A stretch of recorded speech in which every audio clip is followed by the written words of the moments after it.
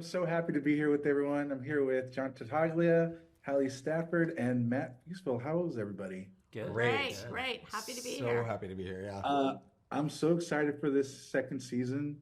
I had a blast with it. I actually showed it to my goddaughter, and just to see how excited she was, especially with the music, it made me so happy. I grew up with Fraggle Rock, so it was just so great to see that second set of eyes see it for the first time. Oh, I love that. That's special. That's Yeah. the goal, is that you can watch it with, the kids in your life, that everyone can get something out of it. So that's great. Exactly.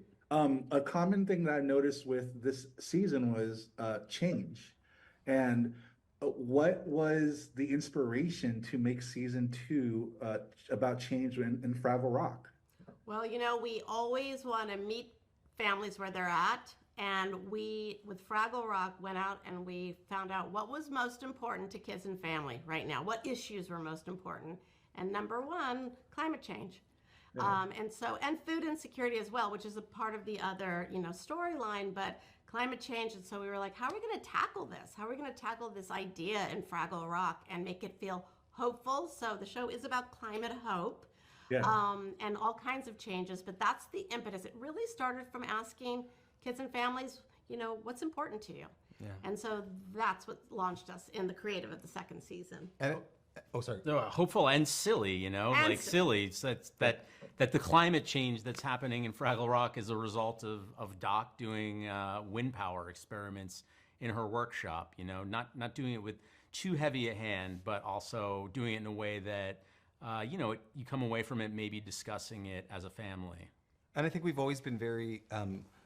The legacy of Fraggle Rock is that it's never been to talk down to kids. It's always been to really ask them to stand up and rise up. Yeah. And I think it's one of the most impactful things I think that we say this season is when I think Gobo says, we may not know what's coming, but we can face it together. And I think that that's a real thing for parents to say in this changing world, in this time in our world. It's a very real thing, and it's not a false message. It's a real thing.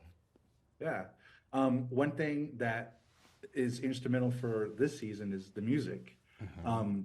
How do you go about picking each song for each episode? And what I loved is how eclectic each song was. It wasn't the usual Fraggle songs that we were used to. They're so different.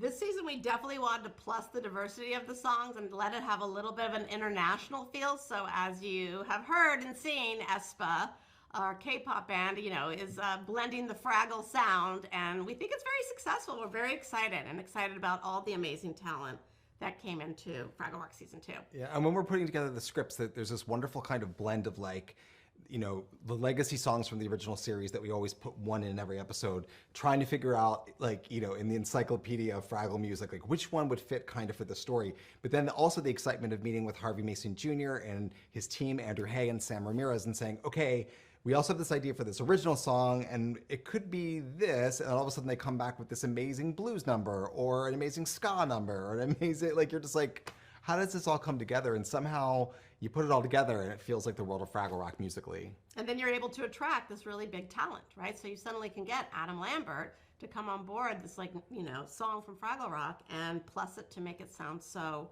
modern, even though it's a legacy song. Yeah. Well, I'm excited for families to watch this when it premieres on Apple TV Plus on March 29th.